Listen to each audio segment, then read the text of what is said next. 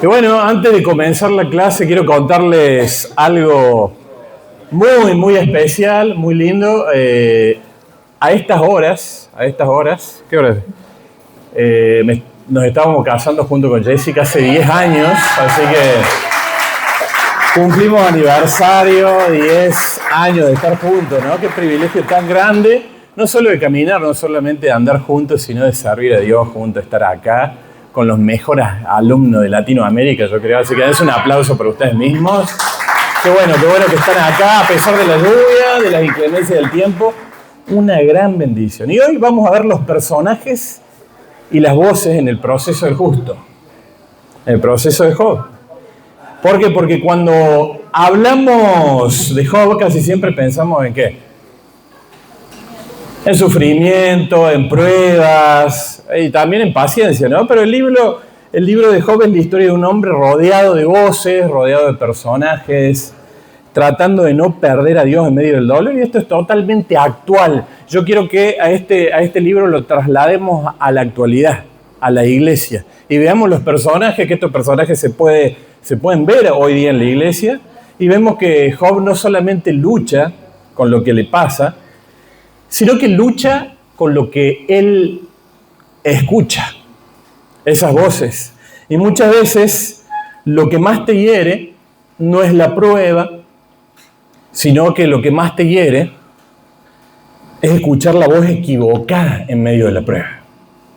Eso nos causa mucho dolor, eso nos causa mucho retraso y nos causa mucha dificultad para salir adelante, ¿sí? Por eso hoy vamos a ver los personajes, porque cada personaje de Job representa una voz. Y es bueno que como ministros competentes, que este es el objetivo del Instituto Bíblico, podemos identificar esas voces, porque esas voces todavía están en la iglesia hoy. Son muy actuales estas voces. Y vamos a ver primeramente las voces de los amigos de Job cuando hablas de Dios sin conocerlo. Dice la palabra de Dios en Job 2:11, dice, y 3 amigos de Job, luego que oyeron todo este mal, ¿qué hicieron los amigos? Vinieron hacia él. ¿Sí? Los amigos se llamaban Elifaz, Bildad, Zofar. Lo vinieron a consolar a Job. Y estos amigos no llegan con mala intención, al contrario, no llegan como enemigos, eran amigos de él. Obviamente llegan como amigos, como gente que lo conocía, que quería estar con él en medio del dolor. Pero el error de los amigos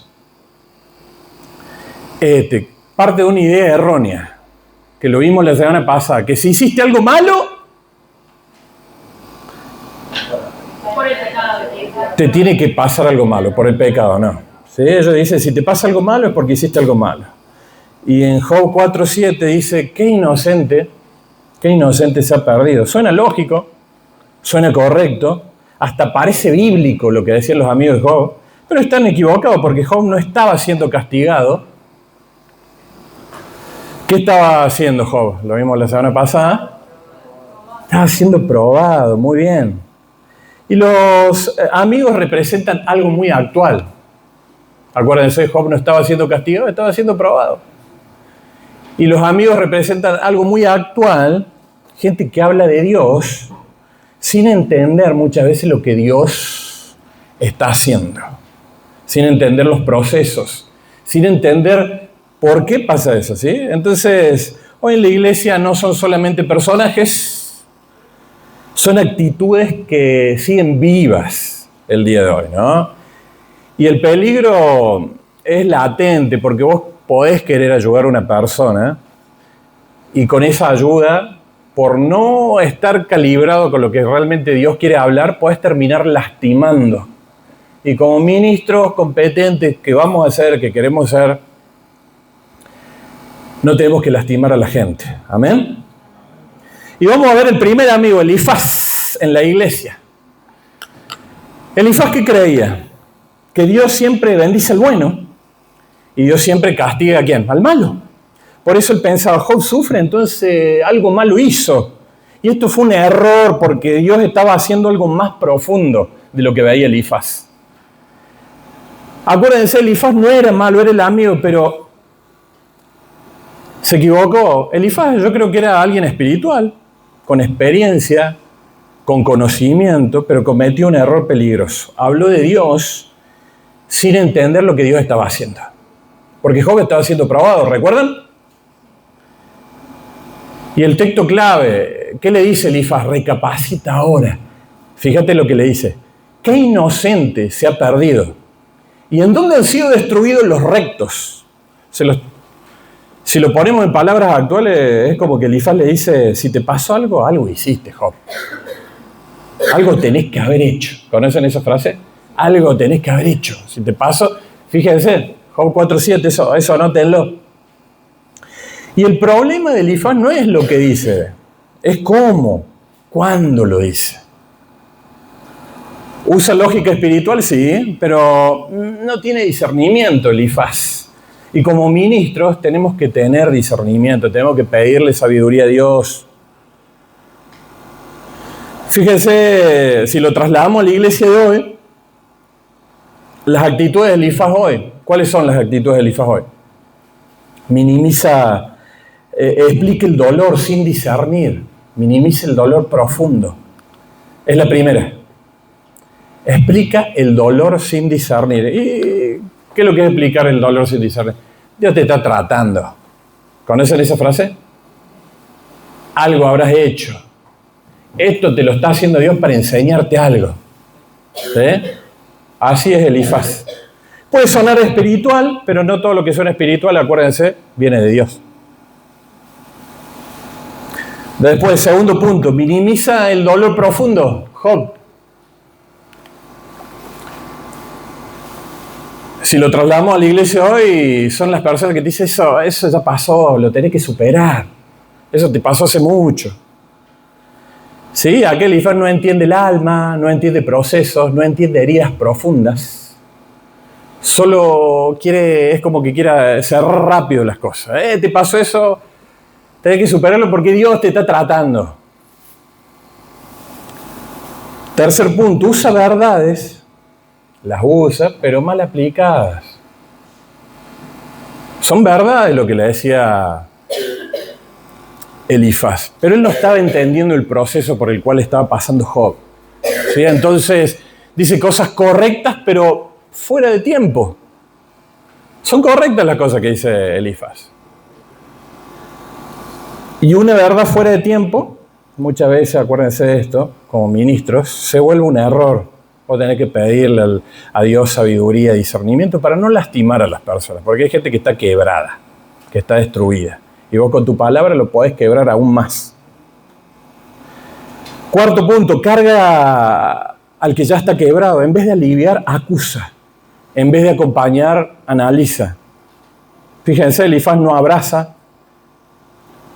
Elifaz examina. Es como que le dice, acá hay olor a pecado. Por eso te pasó esto. ¿Conoces gente así? ¿Y cómo afecta todo esto lo que le sucede, el trato de Elifaz hacia Job? Lo trasladamos a estos tiempos. Y genera culpa que te traten de esa forma en la que habló Elifaz. Y eres más profundo, no acompañas, enfrías el corazón de la persona. En vez de sanar, lastimas más. ¿Vieron esa gente que dice, vos te mereces este castigo? Te lo mereces.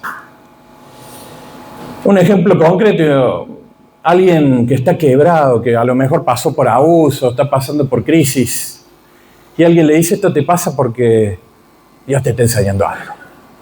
Dios te está enseñando algo. Y puede ser verdad, ¿o no? Sí, puede ser verdad, pero en ese momento esa persona no necesita explicación. Muchas veces como ministro no tenemos que dar tantas explicaciones, tenemos que dar un abrazo. Porque la persona está quebrada, tenemos que usar más misericordia. No nos convertamos en Elifaz. Frase que Elifaz usa hoy. Revisa lo que hiciste. Si estuviera bien con Dios, esto no te ocurre. ¿Conocen esa gente? Si estuviera bien con Dios, esto no te estaría pasando. Por algo te pasó y sin darnos cuenta, los Elifaces hieren a alguien que Dios está procesando. No confundas el proceso de Dios con pecado. Tengo que pedirle discernimiento a Dios. ¿Vamos entendiendo? Vamos al otro amigo, Bildad. Hoy en la iglesia. El religioso legalista estructurado, ¿no? Acá las cosas eran así, son así y se van a hacer así, no van a cambiar. Así era Bildad. ¿Qué decía Bildad? Ahí está el texto clave. Le dijo, si fueres limpio, ahí el que está subrayado en amarillo, si fueres limpio y recto, ciertamente luego se despertará por ti y hará próspera la morada de tu justicia. Básicamente lo que le está diciendo, si te pasa algo malo es porque, es muy parecido a lo que le dijo Elifaz, porque hiciste algo malo. Y el error de Bildad es que es como que reduce a Dios en una fórmula, ¿sí? Tampoco entiende los procesos, no deja lugar al misterio de Dios. Entonces, cuando vemos a Bildad en el libro de Job, estamos viendo una mentalidad que muchas veces sucede aquí en la iglesia, una forma de pensar, una forma de interpretar a Dios, porque Bildad no habla desde la emoción, habla desde la estructura, desde la lógica religiosa. Bildad habla desde lo que para él es correcto. Entonces, fíjense lo que dice en Job 8:3, dice, ¿acaso torcerá Dios el derecho o pervertirá el Todopoderoso la justicia? Fíjense lo que le dice. Si tus hijos pecaron contra él, él lo echó en el lugar de su pecado. Si tú de mañana buscares a Dios y rogares al Todopoderoso, si fueres limpio y recto, ciertamente luego se despertará por ti.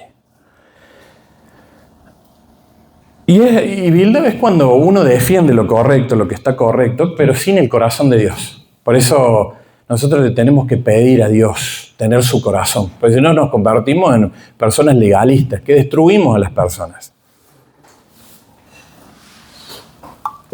Es como que somos gente que hablamos de Dios y conocemos de la palabra, pero sin entender lo que Dios muchas veces está obrando. ¿Y cómo habla hoy Bildad? Y muy parecido a Elifaz, ¿sí? ¿Qué es lo que dice? Algo hiciste, Dios es justo, ¿sí? Esto no te pasa porque sí. Bildad también dice, si está mal es porque estás en pecado. Y acuérdense, Bildad ve la vida de esta forma. Si haces lo bueno, hay bendición. Si haces lo malo, ¿qué hay? Hay castigo, hay como dice. Entonces, ¿qué eso produce en las personas? En los miembros de una iglesia, o en una persona que recién se está congregando, o a lo mejor en una persona que hace muchos años está en la iglesia y genera culpa, ¿no? Porque uno muchas veces juzga sin entender, no entiende los procesos, ¿sí? Aleja el corazón de las personas en vez de acercar a las personas ¿qué pasa? Se endurecen, se enfrían, las lastimas. Y, por ejemplo, ¿qué ejemplo le puedo dar? Alguien pierde todo, a lo mejor está en crisis y aparece alguien y le dice, acordate que Dios es justo. Algo hiciste vos. Durísimo, ¿no? Así fueron, si ustedes, me imagino que están leyendo Job, ¿no? O lo están escuchando, por lo menos como quedamos en la primera clase. Lo bueno es trasladarlo a la época actual de la iglesia. Porque nosotros como ministros, y nos vamos a encontrar con gente así. Incluso nosotros muchas veces nos vamos a manejar como los amigos de Job. Porque tenemos errores, ¿o no? Nosotros vamos a ser así. Entonces, ¿qué pasa? Eso suena bíblico, pero en ese momento, por más que suene bíblico, no representa a Dios. Es como que lo estás distorsionando. Acordate esto. La justicia sin misericordia no representa a Dios. La justicia sin misericordia no representa a Dios. Tienes que tener misericordia. Vamos a Zofar, que este es el más duro. Zofar aparece en la historia cuando ya hay dolor, hay mucho dolor en Job, ya hay confusión. Se habló mucho, habló Bildad, habló Elifaz, y él entra, y es el más duro, el más directo, el más hiriente. Y el texto clave está en Job 11:2-3, dice, las muchas palabras no han de tener respuesta, Y el hombre que habla mucho, ¿será justificado? En otras palabras, es como que le está diciendo, cállate, Job, deja de hablar. Estás mal, deja de hablar, cállate la boca. ¿Sí? Y fíjense, Zofar no busca entender. Zofar acusa, interrumpe, Zofar sentencia, habla sin amar. ¿Y quién es Zofar? ¿Conocen esa gente que habla fuerte? Que tiene una voz así y habla fuerte, ¿no? Cree tener razón, no duda, ¿sí? Pero no tiene misericordia, no tiene discernimiento. ¿Y cómo habla Zofar hoy? Y Zofar habla y usa frases como, deja de quejarte, no es para tanto. Lo tenés que superar. Quiere ayudar Zofar, porque es un hombre de Dios, pero hiere. ¿Sí? Te dice la verdad sin amor. Sin amor. Primer punto.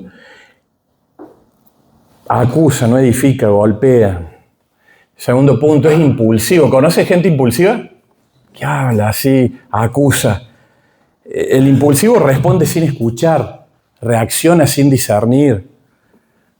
Es como que no procesa sus palabras, directamente empieza a disparar, ¿o no? Empieza a atacar, te empieza a decir un montón de cosas. 3, y era el que ya está quebrado. Job estaba destruido ya. Estaba destruido de todas las maneras, en espíritu, alma y cuerpo. Y Zofar le agrega pesos. Zofar cree que ya sabe todo, el cuarto punto.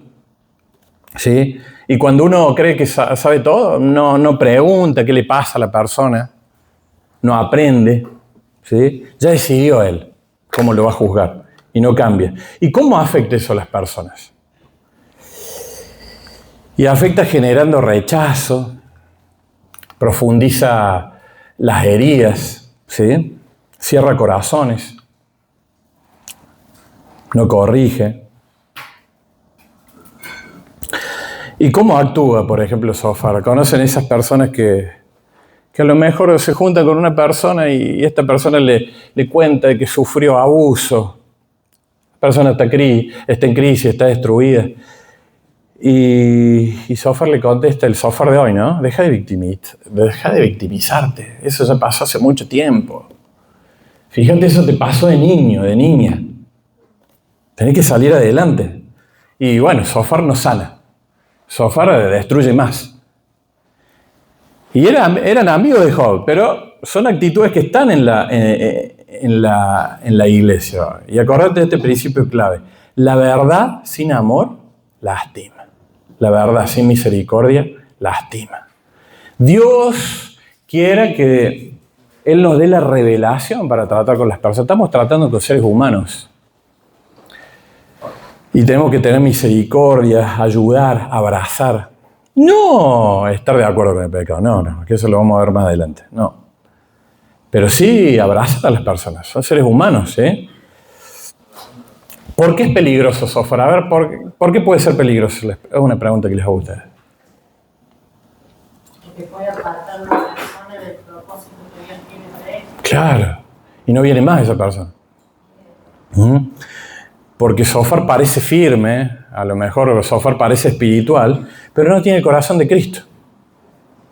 Y sabe de la palabra, ¿eh? Y fíjense, los 3 amigos de Job, ahí que ustedes que estuvieron escribiendo, tenían algo en común. Hablaron sin entender a Dios. Opinaron sin conocer el proceso por el cual estaba pasando Job. ¿Tenían razón los amigos? Sí. Lo que decían tenían razón, pero no entendieron el tiempo para decírselo, lo destruían cada vez más. ¿Y eso qué pasa? Cierra el alma muchas veces, como ministros cerramos el alma de las personas. Y el problema no es hablar de Dios, ¿sí? Es hablar de Dios sin conocer su misericordia. Es hablar de Dios sin conocer el amor de Dios, sin conocer sus tratos, sus procesos. Entonces decirle que está a tu lado, no seas Elifaz, no seas Bildad, no seas Zofar. Tenés que amar. Y decirle, si alguien que se sienta, que acompaña, que escuche, no que esté de acuerdo con el pecado, porque son cosas totalmente diferentes, ¿sí? Y refleja a Cristo, tenemos que reflejar a Cristo. Acuérdense, muchas veces no alcanza con decir la verdad, no alcanza con decir lo que sabemos de la Biblia. Hay que representarla a la verdad como Jesús la representó. Y Jesús la representó mejor que nadie, con mucha misericordia. ¿Recuerdan el episodio cuando él traza una línea frente a la mujer que había sido encontrada en pleno alto del adulterio? ¿Se acuerdan? Él traza una línea así y dijo, esta no la toquen. El que esté libre de pecado, que tire la primera piedra. Tened misericordia. Vamos a ver a un personaje también fíjense, trátenlo de identificarlo, especialmente los que trabajan con jóvenes, con adolescentes, que es el caso de Eliú.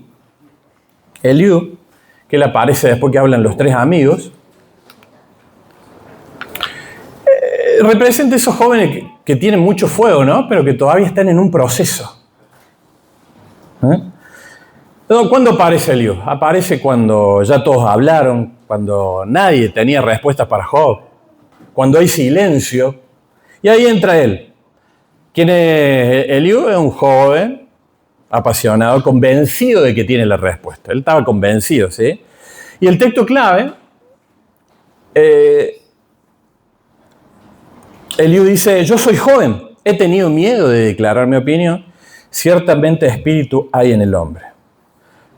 Él reconoce algo, ¿no? Que Dios reconoce algo real, que Dios habla, ¿no? Pero no todo el que recibe algo de Dios sabe administrarlo. Él era joven, era medio soberbio, Eliú, ¿sí? Fíjense, Eliú cuando dice esto no está completamente equivocado, pero tampoco está completamente correcto, ¿sí? Tiene la verdad, pero está mezclada con un poquito de orgullo. Y eso le pasa a muchos chicos que recién empiezan, ¿no?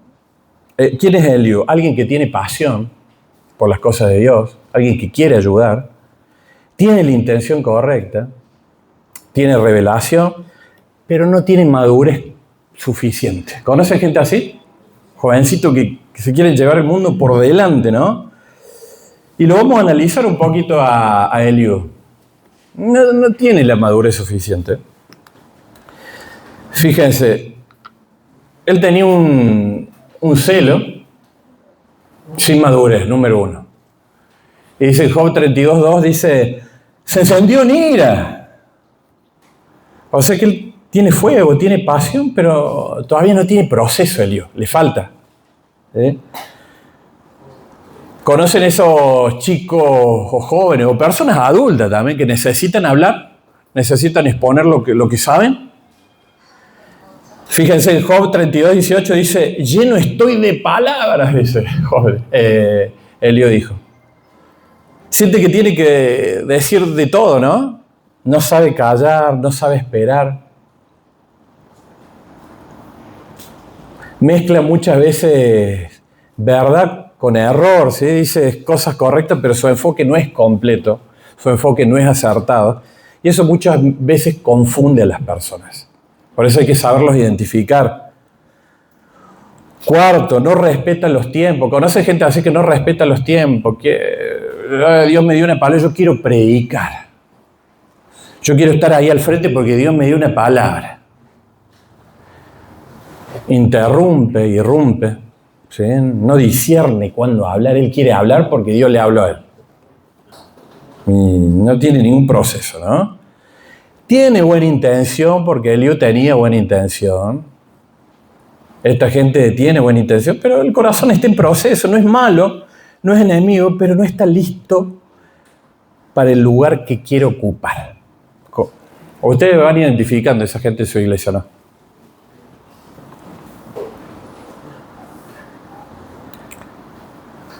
Y acuérdense de este principio clave. No todo el que tiene la verdad, no todo el que tiene palabra tiene autoridad para hablarla. Te tiene que acompañar un proceso. Te tiene que acompañar. ¿Sí? Como que a Eliú le faltaba un golpe de horno espiritual, ¿o no? ¿Por qué es peligroso Eliú? Tiene muy buenas intenciones, pero mezcla su sabiduría con falta de tiempo, con falta de madurez, ¿sí? ¿Por qué es peligroso? Porque Eliú no parece malo, no parece carnal, también al contrario, parece súper espiritual, pero no tiene gobierno interior. Es la gente que dice, ayer me pasé 3 horas orando a la madrugada. Y necesita expresarlo, necesita hablar, necesita que lo miren. Ahí está Eliú. ¿Y quién puede ser en la iglesia hoy? Eliú es alguien con fuego, con potencial, alguien con revelación, pero necesita proceso, necesita humildad, necesita formación. Y nosotros como ministros lo podemos corregir y le podemos decir, no, vos no vas a predicar, no, vos no te vas a subir al frente. Pero también lo podemos apagar, ¿sí? Entonces, ¿cómo se corrige? No lo apagues. No lo apagues. Ayúdalo a ordenarse. Ayúdalo no callándolo, ¿sí? Sino enseñándole los tiempos. Como ministro de Dios, a veces va a haber gente que le vamos a tener ganas de agarrar el cuello. Pero tenemos que ayudarnos. Tenemos que actuar con misericordia. De eso estamos aprendiendo, ¿sí? Eso debe ser mi padre que está acá. ¿Cuántas veces te quería agarrar el cuello, hijo? Y sí, uno va aprendiendo. Cometemos errores, ¿sí?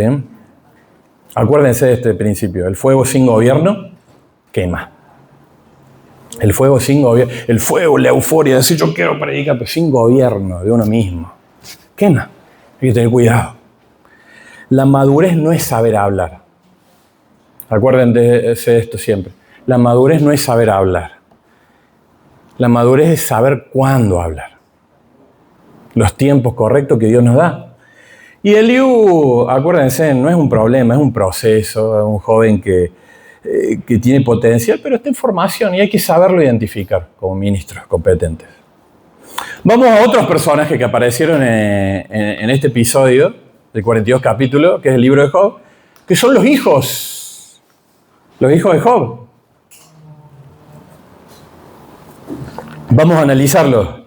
Fíjense cómo dice la Biblia. Dice, entre tanto que éste hablaba, vino otro que dijo, tus hijos y tus hijas estaban comiendo y bebiendo, vino en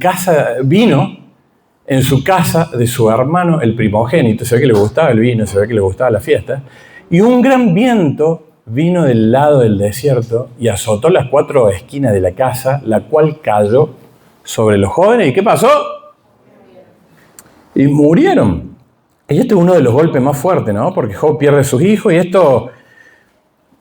cuando leemos esto nos enfrenta a una verdad muy incómoda. Nos enfrenta a la verdad de que la vida terrenal es muy frágil. Por la mañana podés tener a tu hijo y a la tarde se muere. La vida terrenal es muy frágil.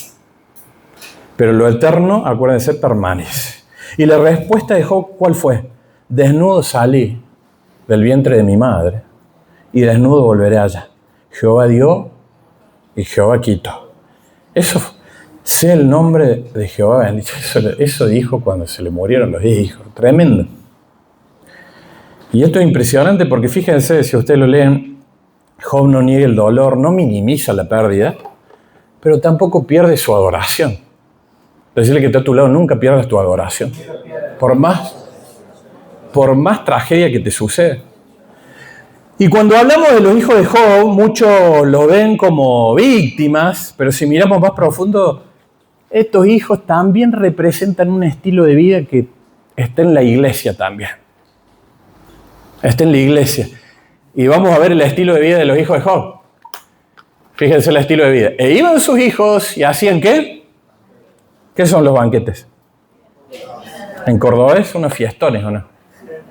Banquetes en su casa, cada uno en su día, y enviaban a llamar a sus 3 hermanas para que comiesen y bebiesen con ellos. Y acontecía que, habiendo pasado en turno los días del convite, Job, ¿quién era Job? El papá, enviaba y los santificaba, porque decía Job, quizá habrán pecado mis hijos y habrán blasfemado contra Dios en sus corazones.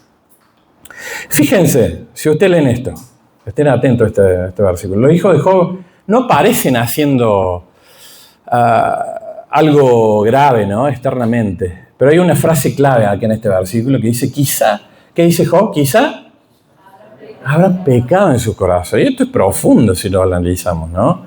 Porque no todo pecado es visible. Ustedes lo saben muy bien. No todo pecado es visible. No todo lo que parece sano está sano por dentro realmente.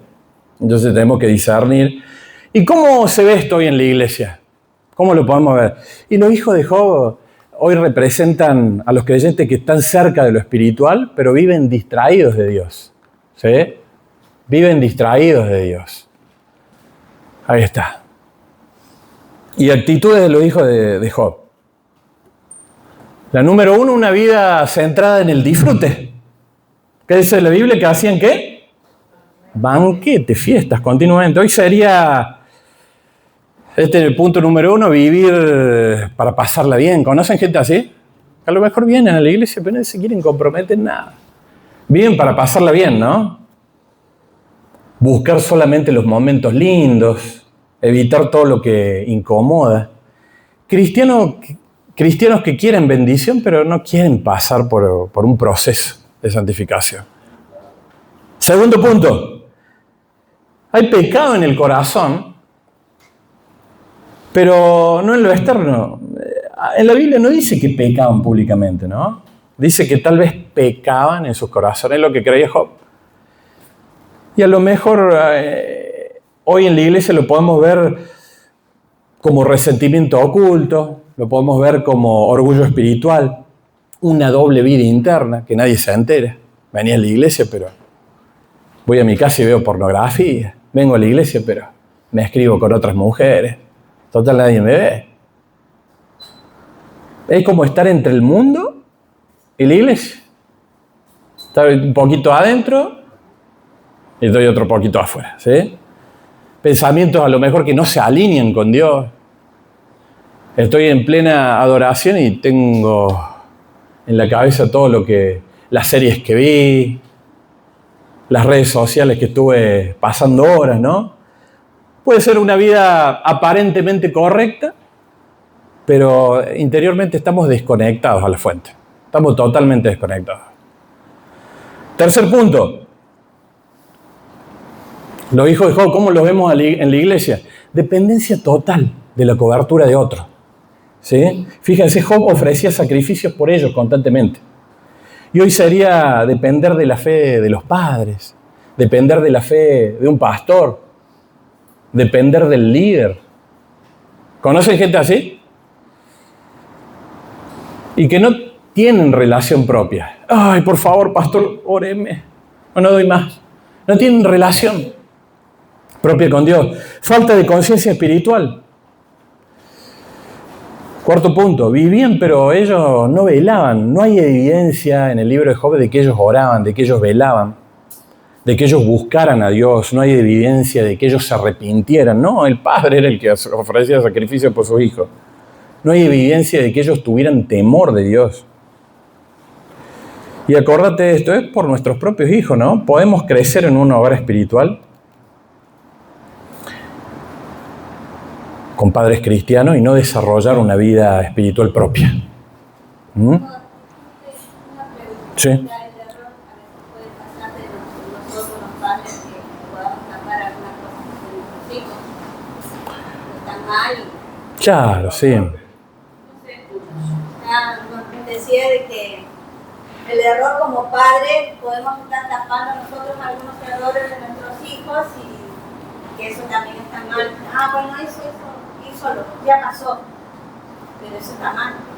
Y siempre como padres yo creo que tenemos que corregirlos, llevarlos a la verdad de Dios. No es, a lo mejor no es ponerlos, pero llevarlos a la verdad siempre de Dios. Y como padres yo creo que no nos tenemos que echar la culpa de cosas que nuestros hijos hacen a determinada edad.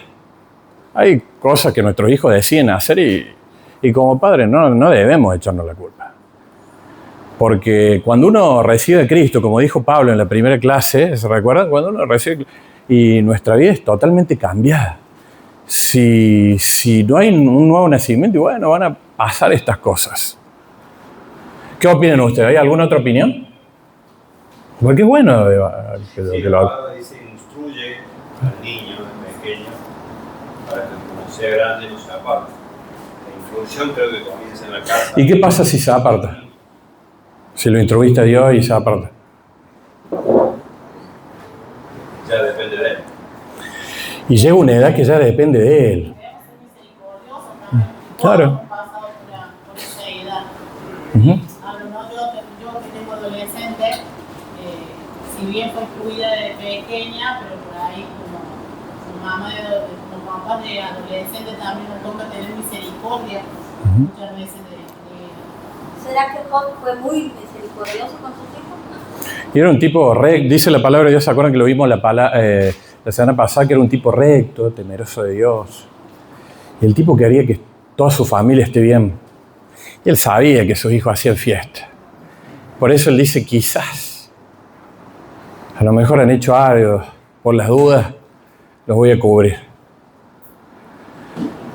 Ahora sabemos que Cristo es el que nos cubre de todo pecado, ¿no?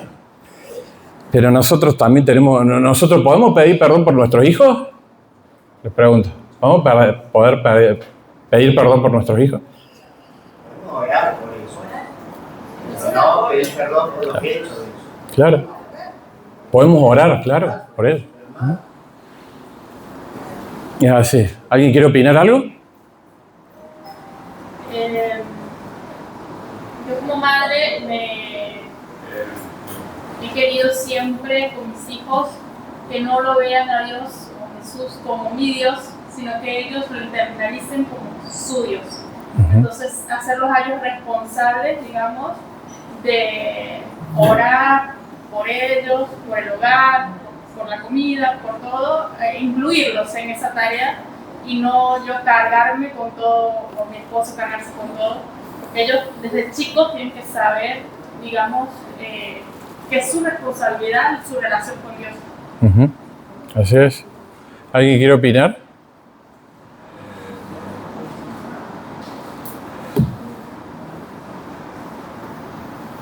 Muy bien. Yo creo que hay que hacer una gran reflexión sobre esto, acerca del comportamiento nuestro en la iglesia, cada uno personalmente. Porque nosotros vemos acá a gente que era amiga de Job. Job estaba sufriendo, ellos van a consolarlo, a ayudarlo. Pero con amigos como estos, sinceramente es muy difícil de vivir. Así pasa en la iglesia hoy en día. Nosotros muchas veces decimos somos amigos, somos hermanos, somos esto o aquello. Y lo único que somos gente como, me incluyo incluso, como Elifaz, como Bildad y como el otro de Francia, Sofar. como Sofar. Escuchen esto, como Sofar. Y lo que hay que entender es esto. A veces somos realmente cristianos tan vacíos, con tanta hipocresía, que nos hacemos ver amigos y nos comportamos realmente como enemigos. Y en vez de ayudar a que Job estaba en una situación, había perdido los hijos, tenía sarna maligna, tenía irritación, comezón severa, tenía mucho dolor, perdió el apetito, estaba agonizante, no podía dormir, la carne estaba infestada de gusanos y polvo, dice la Biblia, sarna, alucinaciones, su piel se desgastaba, piel arrugada y con su vida. Tremendo. Mal aliento severo, perdió los dientes, dolor continuo, la piel se renegreció, fiebre intensa, pérdida drástica de peso. Y sin embargo los amigos, en vez de ir a levantar, fueron a condenar.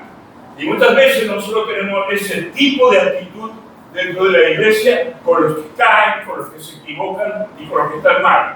Lo que quiero decir es esto. Satanás aprendió esto de estos tres hombres que acusaron a Job. Y él siempre iba a acusar a la gente que amaba a Dios. Y por eso Dios permitió de que Satanás matara a sus hijos, le quitara los bienes y una serie de cosas.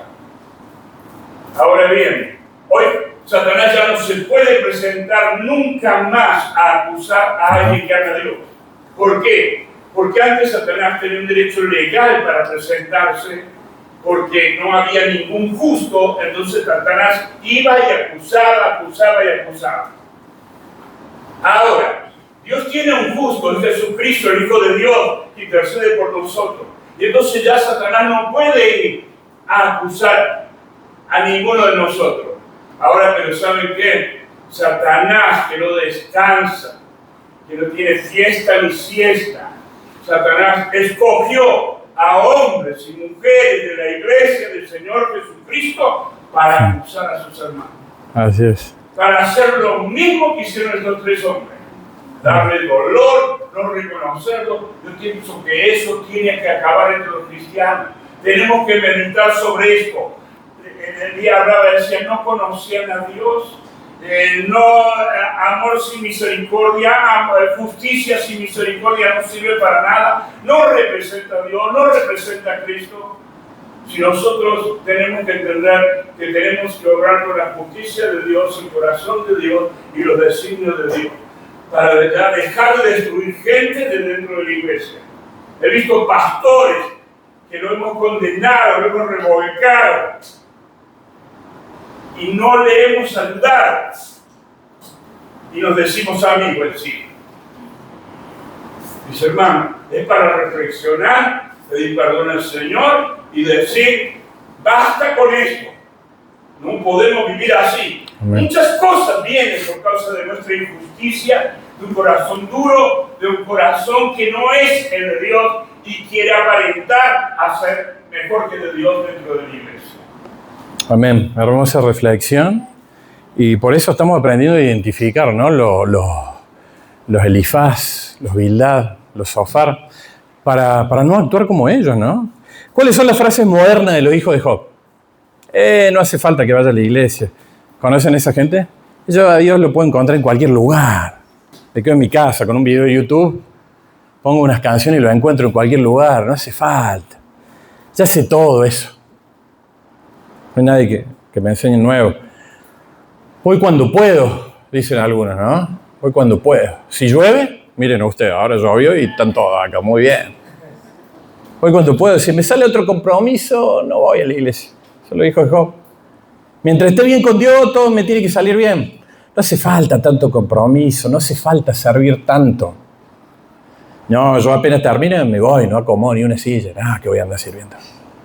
No, lo dijo Job. Gente que no rinde cuentas a nadie. Son los hijos de Job. O rinde cuentas cuando se acuerda, ¿no? Gente que está en la iglesia porque está cómoda. Hay gente que viene a la iglesia porque está cómoda, no le exigen nada. El pastor no le exige que diezme, que ofrende. Está cómoda. ¿Sí? No se compromete con una visión. Y sin darse cuenta viven lejos de una profundidad espiritual. Sin darse cuenta, de repente, la casa se les cae encima. Porque no están arraigados a nada, dependen totalmente de otra persona. No están comprometidos. Entonces, ojo con caer como hijos de Job. Y que las casas se nos vengan encima por no estar comprometidos. Acordate de esto. Esto no es una rebeldía abierta de los hijos de Job. Es una tibieza silenciosa. Y ser tibios es lo peor que te puede pasar. ¿Por qué? Porque Dios te vomita. Es tibieza. Una fiesta, una serie, unas malas palabras, un poquito de pornografía total. Escuché un chiste verde. ¿Qué me va a hacer? Tibieza. Y cuando somos tibios, la palabra de Dios que dice, ustedes lo han dicho, vamos a ser vomitados. Entonces, ¿qué necesitan los hijos de Job hoy? Porque los tenemos que ayudar. No estamos acá para condenar. Y necesitan que los ayudemos a un despertar espiritual. No va a depender de nosotros, pero nosotros los podemos guiar. ¿Qué más necesitan? Convicción personal, un encuentro real con Dios. Dejar de depender de la fe de otro, dejar de depender de la fe de su padre, de la ayuda de su padre.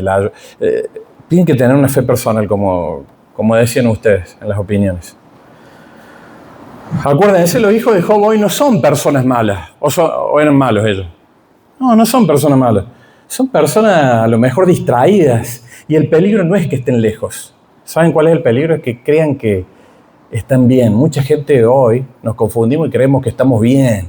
Porque a lo mejor nos va bien, porque a lo mejor tenemos la bendición de Dios. Y ese es un peligro muy, muy grande. ¿Por qué? Porque la mayor tragedia no es estar lejos de Dios. Como dice es creer que estás cerca cuando no lo estás. No estás cerca de Dios. Esa es la mayor tragedia que te puede pasar. Vamos a la esposa de Job. ¿Recuerdan a la esposa de Job que dijo? Una de las frases más pesimistas de la Biblia. Yo la titulé La voz de la rendición, ¿no? Y lo vamos a leer. Dice, entonces le dijo su mujer, fíjese lo que le dice que no conocemos su nombre, solamente sabemos que es la esposa de Job. ¿Aún retienes tu integridad? Maldice a Dios y muérete, Job. Es una de las frases más duras de la Biblia y viene de la persona más cercana, su esposa. Entonces, ¿cómo lo podemos aplicar? Tenés que decirle que está a tu lado, tenés que aprender a discernir, ¿sí? No solo quién te habla, no solamente quién te habla, sino desde dónde te habla. Porque alguien, fíjense, puede hablarte desde el amor, pero te habla sin fe. También te puede hablar desde la lógica, pero te habla sin revelación.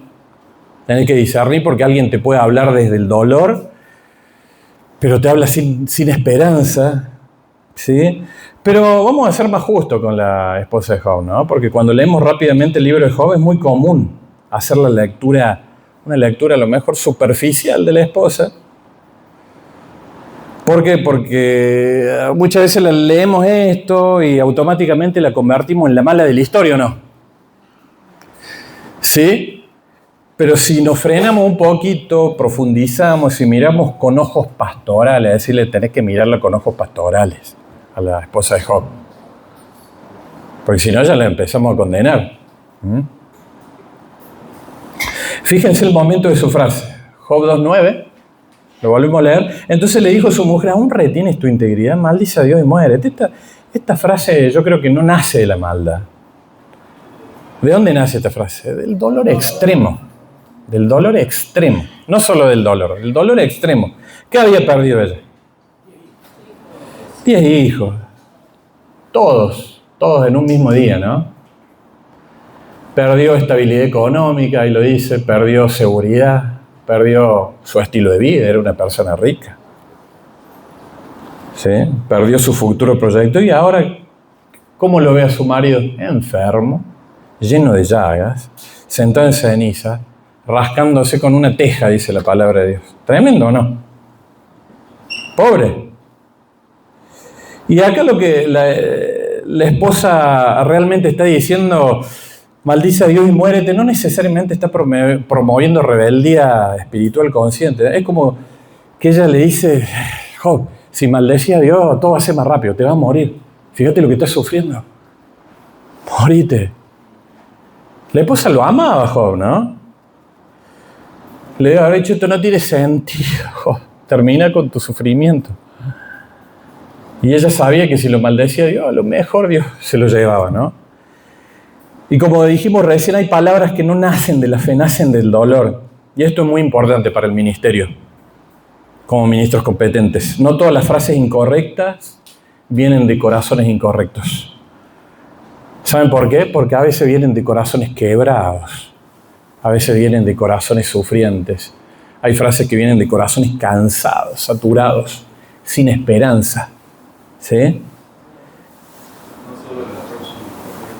Entonces, acuérdense, la frase es moderna de la esposa de Job. Hoy no dice maldice a Dios y muérete, pero dice cosas como ya hice todo y nada cambia. No sé si vale la pena seguir adelante. Lo doy todo y veo que Dios no está haciendo nada. Mi amor, solta eso, que no va a funcionar, ya lo dimos todo. Bajo un cambio, no te comprometas. Las cosas no van a cambiar, ¿no? Y sin darse cuenta están empujando a otros a rendirse en la iglesia. Hoy la esposa de Job puede ser un líder cansado. No necesariamente tiene que ser una mujer. Puede ser un miembro herido, un familiar que no está entendiendo tu proceso. puede ser alguien que pasó por frustración espiritual. No es gente mala, es gente que dejó de ver a Dios en medio del dolor. ¿Y cómo piensa que se restaura esta actitud? Con amor. No se corrige con juicio. Acuérdense, como ministro, no corrijas con juicio. Se sana con restauración y esa persona muchas veces necesita ser escuchada. Decirle que está a tu lado, necesita ser escuchada.